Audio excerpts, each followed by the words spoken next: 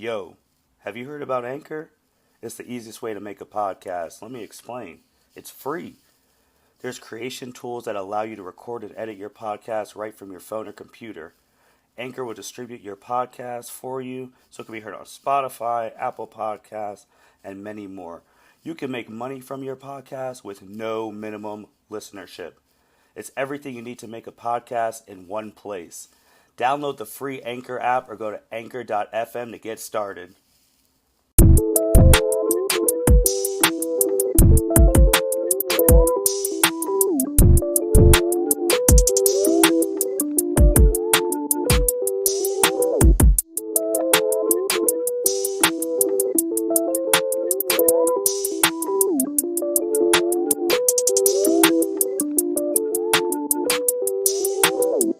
Welcome, everyone, to the L7C Podcast, NFL edition.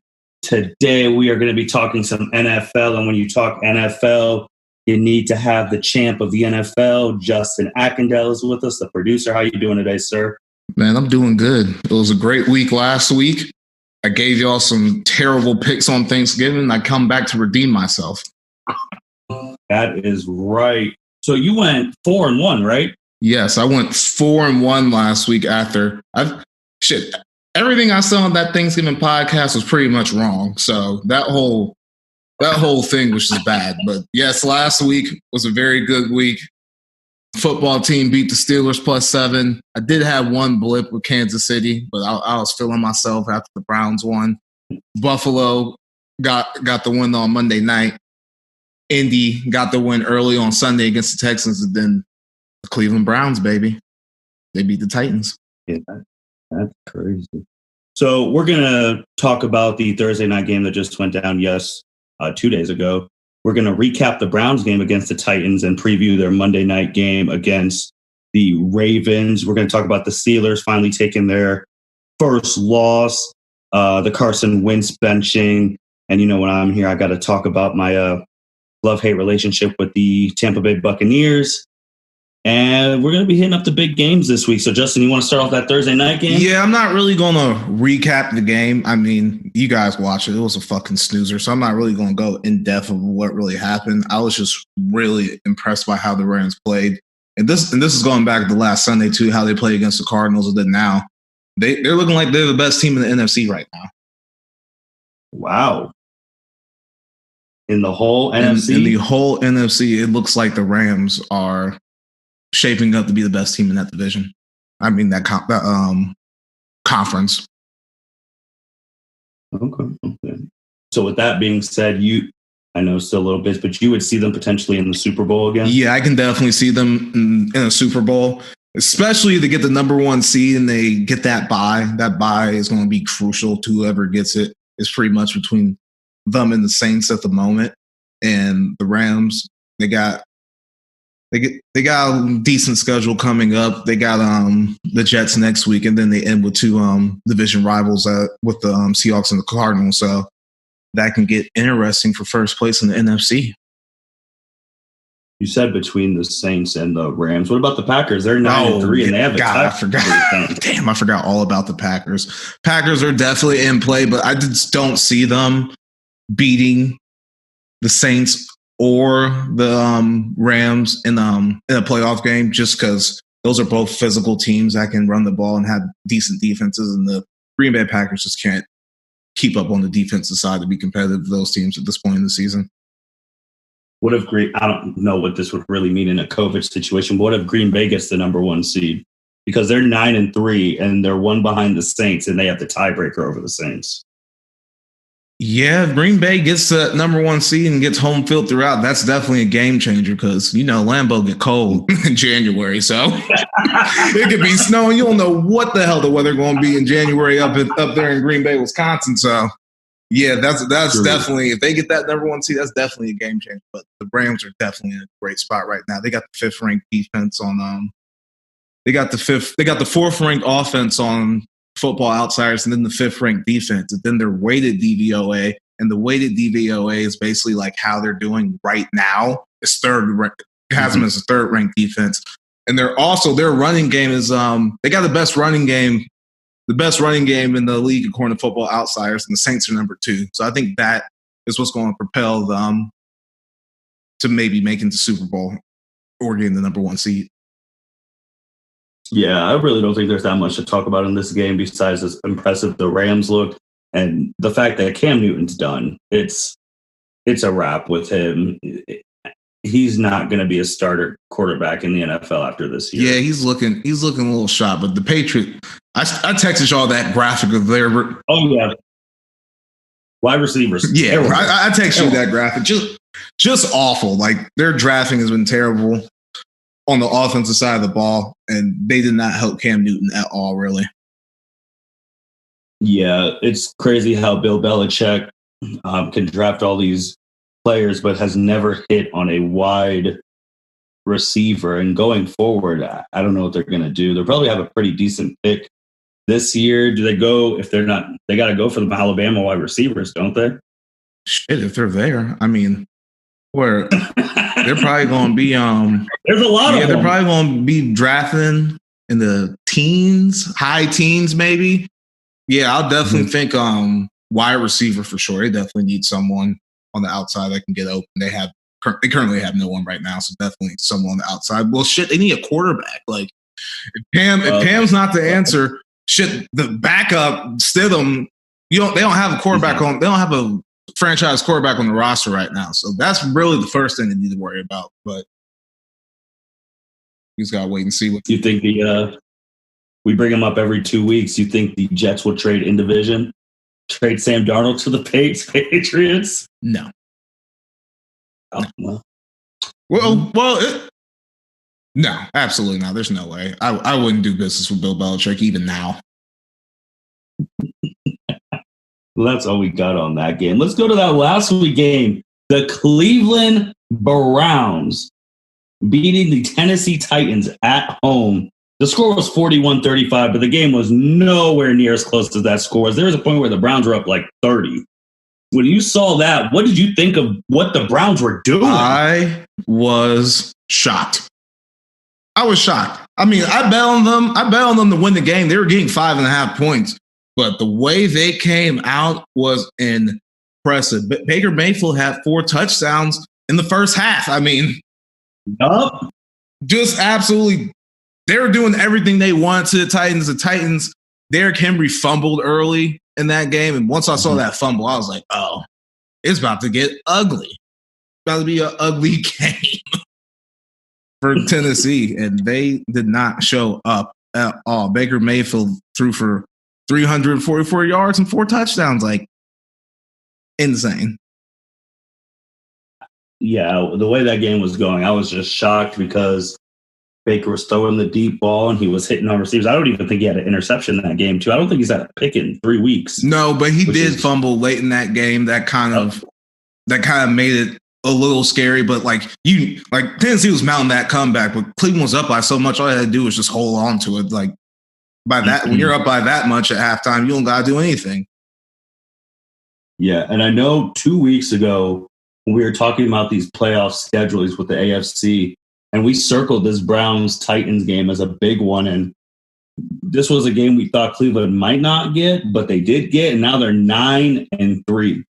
And to say that as being almost 30 years old, that the Cleveland Browns are 9-3 is, I never thought I'd be able to say those words. Crazy. Never thought I would see a Browns team that is on the cusp. I mean, shit. If the Steelers stumble, the Steelers stumble some more, they can fuck around and win that division. They played the Steelers the last game of the season, so Steelers lose the next 2 games and the Browns win them. Collision course at the end of the year. You brought up the Steelers. Let's talk about them real quick because they also just played. Was this Wednesday? They played on Monday. That game was on Monday. And they took their first loss to the Washington football team. Did you have that, or did you even bet on that? I did. I picked Washington in that game. And what made you pick them? Because, I mean, that Steelers defense is no joke. I mean, because Washington's defense is no joke as well. I mean, when you talk about some of the best defenses in the NFL, you got to put the Washington football team in that equation. They got Chase Young on that defensive line. I mean, he was a monster in that game. what was really impressive for the Washington football team is Antonio Gibson, their leading rookie running back the whole season, got hurt in the first quarter of that game, and they really didn't miss a beat. Alex Smith was deacon and ducking. Of course, the Steelers just came out flat, which I was not expecting. I was kind of expecting them to really come out and stomp on them a little bit after Tomlin kind of got in their ass about how they played against the Ravens last week, but it was not good. I mean, six drop passes by Pittsburgh receivers. I mean, you're not going to win like that. Yeah, and they've been having close games throughout the year, and they finally took their first L. But you just brought up the fact that Cleveland could potentially, if they play out, could win the AFC North. But not only that, but now Kansas City is in play to have that number 1 overall seed in the AFC. So now if Pittsburgh doesn't play its cards right, it could drop from a home game the first week of the playoffs to a wild card. Yeah, man. Or shit, it's not even the wild card per se. It's that first seed, because if Pittsburgh doesn't get the bye, I don't think they're going to go to the Super Bowl. Like, straight up, like if they don't get the number 1 seed, I do not see that team. I do not see that going to the Super Bowl. Who did the Steelers got? The Colts. They got the Bills. Steelers play the Bills Sunday Night Football this week. That's a losable game for them. We're previewing that game later. Yeah, so they could lose. Ooh, that's actually problematic. But then they play. Is that Cincinnati? They play Cincinnati. Okay. Yeah, they play 3 teams that are potentially in the playoffs. 3 of the next 4: Bills, Colts, Browns. That's oof. Yeah. Ooh, man.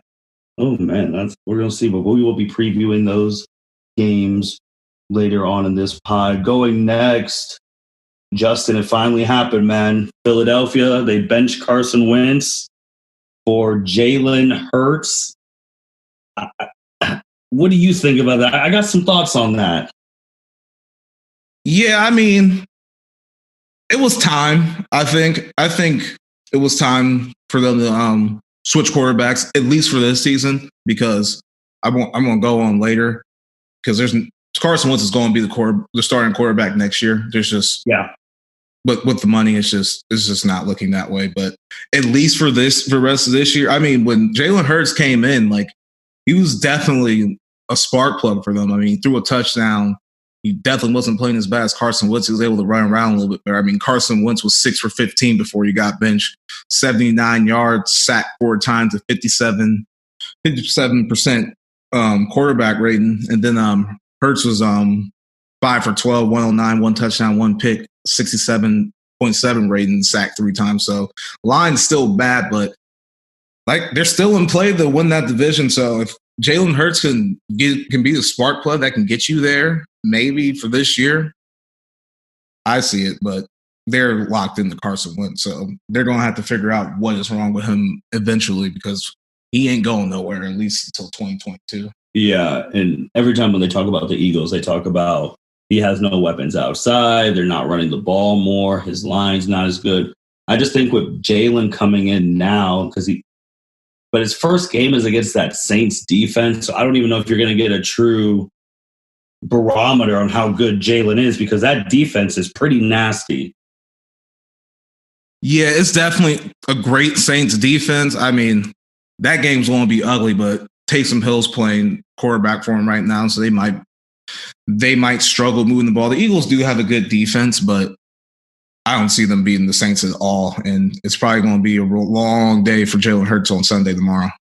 Yeah, and how much you said with Carson's contract, they can't move off until 2022? Yeah, they at least can't do it to 2022. So Carson Wentz last year signed a 4-year, $128 million extension. Mm-hmm. He will not be a free agent until 2025. And if they released him, let's just say they just said, all right, we can't do Carson Wentz anymore. He's too trash. We can't do it. Mm-hmm. And let's say they just released him and say, fuck it. Go on yourself. That's $59.2 million dead cap space. So that can't happen. Mm-hmm. Let's say they want to trade him next year. Let's just trade him. $33.8 million dead cap. So it's just not going to work. And then the kicker is this year in 2020, Carson Wentz got paid the most that the contract's going to pay him. Mm-hmm. He got $39 million this year to just be complete trash. That's insane. And I think now this Carson Wentz situation, I don't think is going to help younger quarterbacks going forward, because owners are going to be like, I don't know if I want to pay this guy that big extension now, because they could just become trash. Because this dude 2 years ago was an MVP candidate. Yeah, but I don't think it's going to hurt quarterbacks going forward, because you got to remember Carson Wentz is injury prone. When he was eating in 2017, remember he got hurt before the playoffs, and Nick Foles came in and won the Super Bowl. Year after that in 2018, he got hurt before the playoffs. Nick Foles comes in, wins that game against the Bears. Last year against the Seahawks in the playoffs, he gets hurt in the playoff game. So Philly should probably Philly knew this man's injury history. They probably should have thought about giving this man 128 million with all the fucking injuries before. I mean, I feel this is all in Philly. I don't think that's going to hamper teams going forward, though. I think this is a Philadelphia mismanagement issue. I don't think it's going to hurt younger quarterbacks going forward. Not at all, actually. Because I did say a couple podcasts ago that he needs to leave Philadelphia, not for the fact of, besides him playing like trash right now, it's just the fact that they won, even though they won the Super Bowl without him. The guy came in, Foles, and they won the Super Bowl, like you said. And then even the year after that, they were trash. And then he got hurt, and Nick Foles comes in, and they get on a winning streak, go to the playoffs, beat the Bears on the double doink. And if the ball didn't slip out of Nelson Aguilar's hands, they would have beat the Saints in New Orleans. So it's like every time he plays now, and he has to go to work, or in Philadelphia where they have a Nick Foles statue, but they don't have anything of you. That's a mental thing too. So I personally think after they're going to have to eat it sooner or later, not this year coming, but when they can move him, they got to get rid of him, or he needs to demand a trade. I think they just need to chuck this season up as a loss. Obviously, they're not going anywhere, and then just get back in the lab next year. I mean, you need to roll with Carson Wentz next year and see what you can do with him. And then after 2021, if he's still playing like this, then cut bait. But y'all paid him this money. You need to get the most out of him. And this is the NFL. They got that philosophy. This ain't the damn NBA where James Harden's under contract for 3 more years and he's saying not showing up and shit and saying, I want to go to Brooklyn. Nah, this is the NFL. Nigga, you on a contract, you playing. That is true.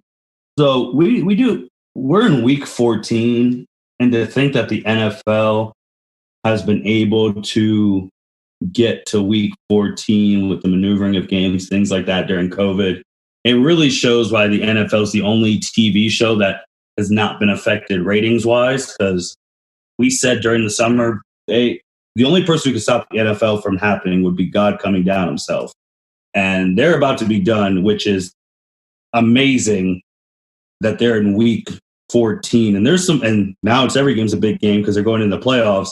And, my favorite team, the Tampa Bay Buccaneers, have people, I feel like it's going under the radar, a surprisingly big game tomorrow at 1 p.m. against the Minnesota Vikings. The Bucs are 7-5 and Minnesota is 6-6. And if the Vikings win, they'll be 7-6, and Tampa Bay will be 7-6. And we're talking about some playoff positioning right now because the Vikings are still in the hunt, and the Bucs have been struggling. And if they lose this game, the Bucs are in danger of potentially missing the playoffs. And you were the one who did crown them a couple weeks ago that they're going to the Super Bowl. Did I say they were going to the Super Bowl a couple weeks ago? When we broke the news, when AB, because we literally broke it while we were recording. Oh yeah, that was a minute ago though. That was a minute. you watch these, you make your predictions, and then you watch these games, and then you see, and then you change. Then you get new information. You change your opinion. So yeah, I was sipping the Kool-Aid. I thought, yeah, you plug in AB, boom, it's going to fit right in. But I guess it hasn't. They are coming off a bye. Tampa Bay didn't play last week. They're 7-5, like Martin said, playing the 6-6 Minnesota Vikings. The Bucs are at home. The Bucs were on bye last week, but the last time we watched them play in Week 12, they lost to the Chiefs 27-24. That first half, it kind of reminds me of the Browns game. Kansas City just came out and just blitzed them, and then the Bucs tried to make a comeback later, and it didn't work. The Vikings beat the Jaguars last week in overtime, riding Dalvin Cook. Kirk Cousins had a game too. Brady right now 65% passing, 3,300 yards, 28 touchdowns, 11 picks. My boy Kirk Cousins, 68%, 3,073 passing yards, 26 touchdowns, 12 picks. MVP of the Vikings, in my opinion, Dalvin Cook, fantasy superstar. He got 1,250 rushing yards, 13 touchdowns, a receiving touchdown. With the theme of new information, I think I have a new rookie of the year, and it's going to be Justin Jefferson, and he has. Really? Oh yeah, he's the number one receiver in Minnesota right now. He got more receiving yards than Adam Thielen. Yes, he does. He's been eating. I think this is a good bounce back spot for the Buccaneers. Their Football Outsider ratings are still really good right now. They did beat up from beating up on the teams that they have beaten, but in their losses they have looked awful, like really bad. So everything on Football Outsiders is still saying that they're high. And I just think with the late bye that they got, Tom Brady is going to be able to refresh that team enough and be able to get a desperate win that they need against the Vikings. But if they do lose, it will only get problematic if the Cardinals win their game too. And they play the New York Giants. So if the Cardinals win and the Bucs lose, the Bucs will not be in the playoffs. So they really need this win. And if they do lose, they need the Cardinals to lose. Yeah. And shoot, even the Cardinals-Giants game, both teams have something to play for because the Giants can still win the NFC East and the Cardinals are fighting for that wild card spot. I just think this game, with the last game we saw them play, was the Chiefs. And that was the worst pass coverage defense I think I've seen in a very long time. That they let single coverage on Tyreek Hill, and the man almost had 300 whatever receiving yards by the end of the game. He had like 2-something. So now you're talking about Jefferson and Adams back because he was on the COVID thing. So you have those two wide receivers who both can get open, both can score. And then you got Dalvin Cook. And that Tampa Bay defense, we thought they were one of the top defenses in the league after the shellacking they gave to Green Bay. But since then, it's just not been impressive. Yeah, I do see the Vikings getting in on them on the in the passing game. The Bucs secondary is really not that not up to par, especially after watching what Tyreek Hill did to him. But they are number one rated against the rush, according to Football Outsiders. So that might cancel out. But yeah, you definitely are right about the back end. Minnesota might be able to exploit that definitely on the back end. Who do you got in this game? Or what's the line? The line is 6.5. Okay. If I had to bet, I'm not betting this game. I don't think I'm gonna bet this game. But if I had to pick against the spread, I'm going Minnesota. If I'm just picking the game, I think the Bucs are going to win. They need it. They need a lot more, and they're just going to hear about it more if they don't win. So I think they're aware of that, and I think that's going to propel them. I think. Could you imagine in the first year that Belichick and Brady aren't together and both of them don't make the playoffs? Because you already know the Patriots aren't. But if the Bucs don't either, that you already know media is going to run with that story. They're just going to continue on next season, and they're going to crown the winner in 2021. It's just not going to end. So, unless Brady that saga isn't going to end until Tom Brady retires. So you're still going to hear it. Well, they need to get that done. Besides that game, and we talked about a little bit, Cardinals and the Giants, that's another big game this weekend. you've already laid it out. If the Cardinals win and the Bucs lose, they're probably not making the playoffs. Giants are still playing for a division. Giants are 5-7. I'm going to be honest. If it wasn't for Kevin Stefanski, I honestly think the coach of the year should be the Giants head coach. I mean, shit. Even with the shit. If the Giants make the playoffs, I think he should be coach of the year. Honestly, hey, if Washington, whoever gets to the playoffs between Washington and the Giants, I think Ron Rivera or Joe Judge should be coach of the year. Mm-hmm. Because those teams last year were not it, and get the new coach around, they're playing a lot better. I mean, the records will say that they're playing better. I mean, if you look at a 5-7 record, that's not very good, but compared to what they did last year, it's a huge improvement. Huge. Well, with the Giants being 5-7, if they beat the Cardinals, they'll both have the same record of 6-7. Yeah, that's correct. So yeah, I definitely think the NFC East winner, which is probably going to be Washington or New York. Another thing I was wrong about. We did an NFC East who's going to win the division 2 weeks ago, and we talked about the Eagles and the Cowboys, thinking the Giants and Washington had no shot. Dumbass me, but no, nobody thought this was going to happen. Nobody thought Dak was going to be out for a year. Nobody thought Carson was going to be this trash, and no one could have suspected this. So with this game, what's the line and who do you have? The line?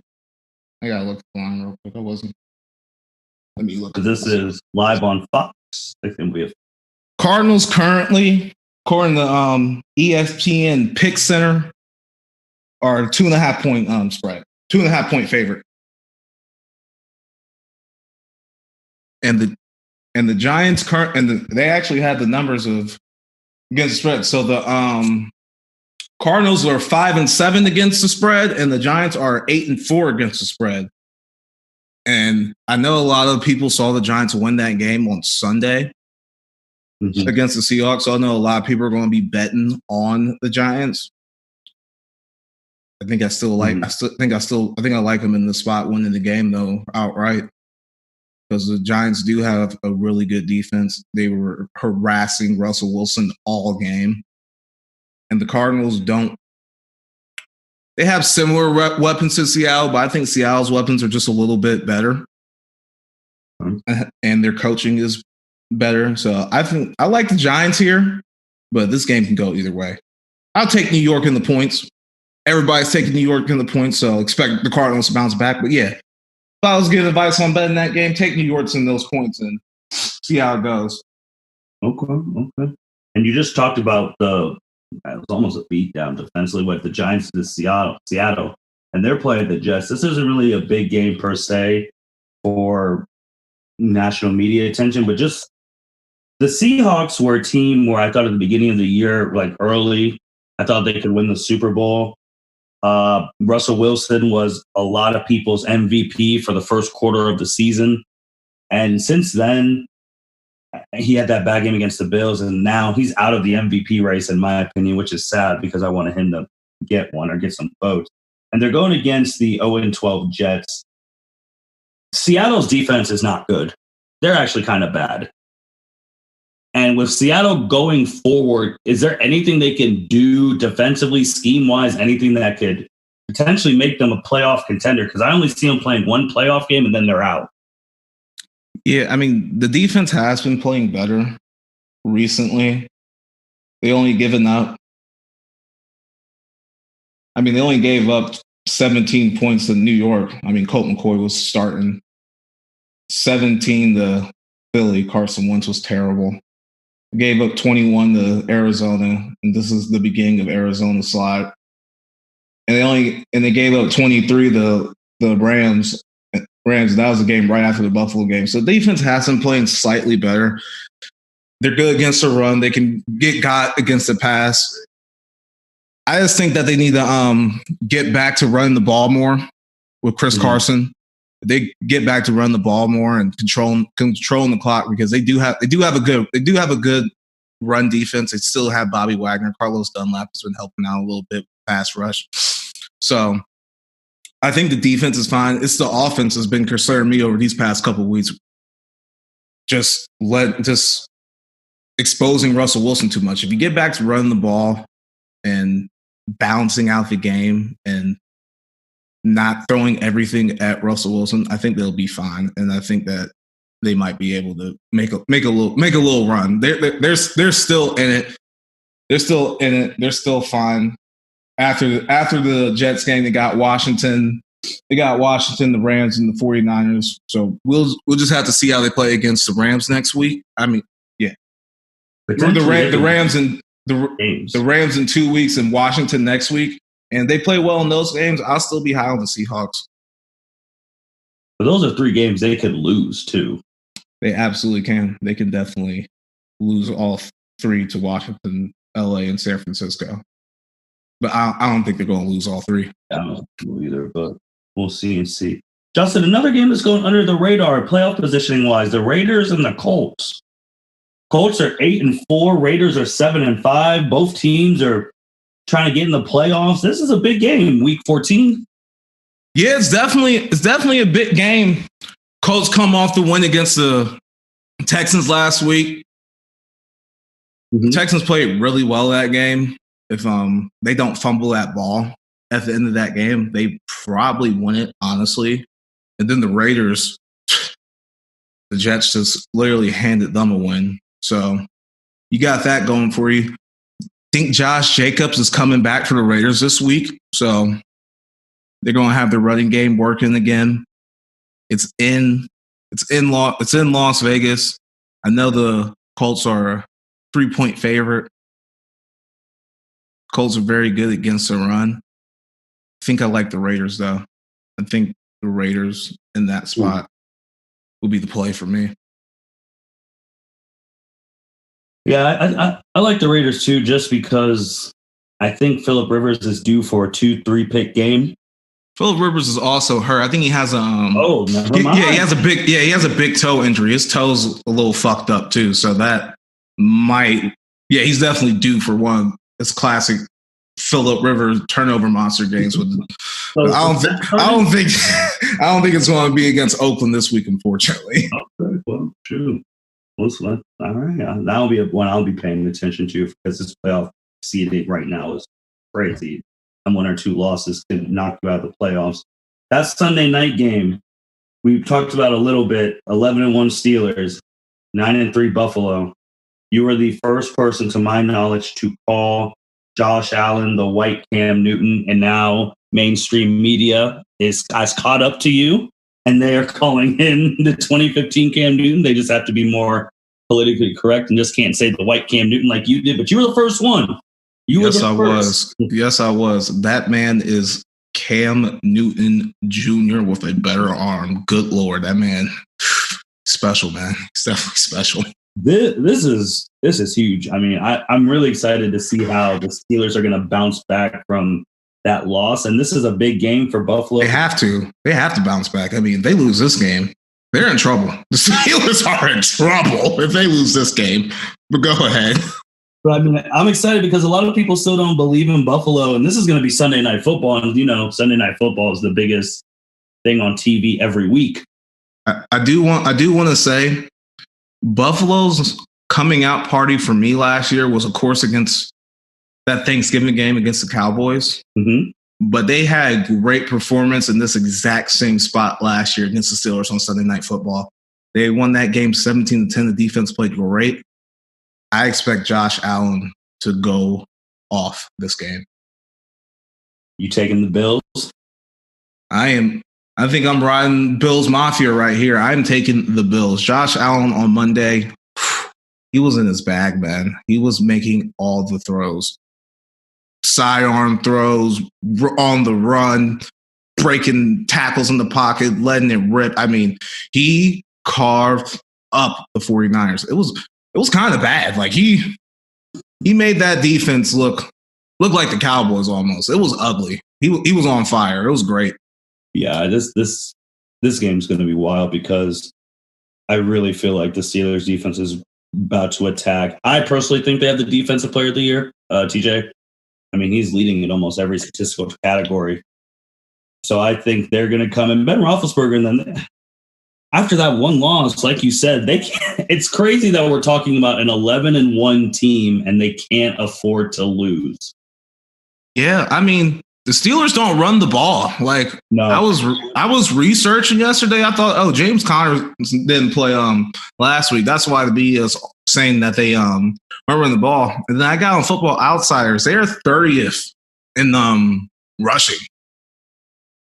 They're 30th, so they are completely one-dimensional. I mean, Buffalo's running game really isn't that good either, and their defense isn't as good. I mean, on paper, I mean, the Steelers, it's a good bounce-back spot for them, but I really think the Bills are just starting to hit that stride right now. I mean, that game was impressive. And you got to remember, the Bills should have beat the Cardinals against the Kyler Murray Hail Mary. So we're talking about a team that should be 10-2 right now, like right there in the mix for a top 2 seed. So they lost on that Hail Mary. And I do want to point out, for the record, the day before that Hail Mary, you and I were talking about how he should be in the MVP discussion at that point in time, Kyler Murray. And you talked about his stats at that point were better than Lamar Jackson. And he rewarded us with the Hail Murray that day. They slipped off a little bit, but again, we were ahead of the curve on that one as well.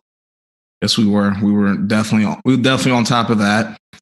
And yeah, Buffalo is definitely very live in this game. It's at home.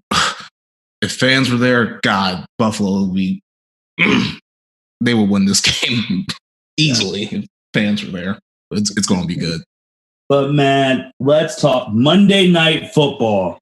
The Cleveland Browns 9-3 against the 7-5 Baltimore Ravens. 2 weeks ago, we talked about Baltimore struggles and how they potentially might not make the playoffs. And we went through their schedule each game, and we circled this one because this was going to be big. What is the line? What are your thoughts on this game? What's going to happen? First of all, this is Cleveland. This is going to be the Browns' biggest game since they came back to the NFL in 2000. Easily. Their biggest game probably since the late 80s against John Elway. Man. We talking 30 plus years. Like, this is going to be a slobber knocker of a game. The Ravens are favored by 2.5. Ravens won the first matchup in week 1, 38-6. Forget what the Browns did before Tennessee, because those games were in shitty weather and Nick Chubb wasn't playing. But this game's going to be good. Baltimore really needs this game. Shit, they need a lot more than the Browns do, honestly. And I think that desperation is going to honestly give them the win. But it's going to be a good game. And kudos to Cleveland for even getting into the spot. Kudos to Nick Chubb and Kareem Hunt. And shit, kudos to Baker Mayfield. Last week, you were impressive. Let's see if you can do it. Let's see if you can do it on Monday Night Football in the biggest game in Cleveland in probably 30 years. I think the keys for the Browns for this game is the same keys that they have every game. We run it with Chubb and Hunt. If Baker has no picks, they are going to be in good position to win this game. Baltimore's offense hasn't been impressive to me for the past couple of weeks, but Lamar Jackson is still Lamar Jackson. And they need this, because if they lose this, I personally think they're done this year. They will be done. They are done. They have, and like, it gets easier after this game. So the Ravens really need to win this game. Like, winning this game will set them up beautifully, and losing it is going to ruin them. So this is big. You don't want this in the Lamar Jackson legacy thing, but the fact is, I mean, he is still the regular season MVP, and then he's 0-2 in the playoffs, and then now he's about to not make the playoffs. His passing's been exposed a little bit this year, so this is big because he'll also be asking for major money soon, and once you pay him that, you can't build around him. So this is big, man. It's huge. Like I said, The Ravens are 2.5-point favorite right now. On the road? Yeah, on the road. I mean, remember, it's only going to be like, 6,000 people maybe, if we're even still doing that. Yeah, it's limited right now and limited in-person attendance, but you know that dog pound, they will be in the parking lots trying to make noise to get to the arena. The parking lot, making noise so they can be heard outside the stadium. I love it. But yeah, it's going to be big. I mean, the Browns do have some good wins this year. They beat Tennessee. They beat the Colts. Mm-hmm. They just got to do it right now. This is their put up or shut up game. If they win this game, sky's going to be the limit for them, man. Are you betting on this game? Yeah, I already put my bet in. I'm taking Baltimore, but are you confident about that one? Can't say if I'm confident, but yeah, I'm pretty confident because the Ravens defense is a lot better than Tennessee. The Browns aren't going to do what they did to Tennessee last week. It's going to be a lot tougher. The Ravens are going to get pressure on Baker Mayfield, so it's not going to be as easy. So I could definitely see Baltimore covering that spread. This in the state of Ohio could potentially be one of the best weekends ever if the Columbus Crew do end up winning the MLS Cup and the Browns win. And if the Browns do win, which I'm also agreeing, thinking about it now, this is the biggest Browns game of my lifetime. I could say that for sure. So if they win both of these, man, this state's going to be jumping. DeWine might let some things open up a little bit. Celebrate. You saw what Cleveland did when the Cavs won, right? Mm-hmm. If the Browns ever win a Super Bowl, think of that Cleveland parade, except like 5 times more. Oh, yeah. And that'll be if the Browns ever won a Super Bowl. That city has been dying for this opportunity for years. I know so many Browns fans, they are fucking feeling themselves right now, and they deserve it. They really do. They've been through some fucking shit with that team, and I hope they can. I hope they can get the win. I mean, it might hurt my pockets, but I won't be too upset if I don't win this bet. Let's just say that I won't be too upset. Justin, were there any other big games that we didn't hit or that are going under the radar? Let's see. I think we literally talked about every big game. Okay, well, man, we talked about the big games. You know what time it is. Aki's betting. What are the bets? What should the listeners bet on this week? Okay, I already told y'all to take Baltimore over Cleveland. I'm still going to ride the Washington football team's wave against the 49ers this week. Okay. They're getting 3 points against the 49ers. They got a tough defense. Jimmy Garoppolo and George Kittle are still not playing, so I like Washington in that spot. And then I like Tennessee minus 7.5 against Jacksonville. When good teams get embarrassed, the past week, the following week, they typically come out and destroy the next team, especially if they aren't a good team like the Jacksonville Jaguars are. So look for that to be a whooping. All right. You heard the man. The man went 4-1 last time, so keep his stuff. Try and get yourself some extra change. Man, if you really think about it, since we come on every 2 weeks, the next time we come on, it'll be week 16. Yes, it will. It'll be week 16. We'll give you an update on what's going on. We might even come on week 17 and give a little short. Oh yeah, a short podcast about playoff positioning, and then we might even come in the week after that and preview the wild card. Oh, I know, because it's crazy. We're on December 12th right now. Wild card is tentatively to start January 9th, so we're a little under a month away from the NFL playoffs.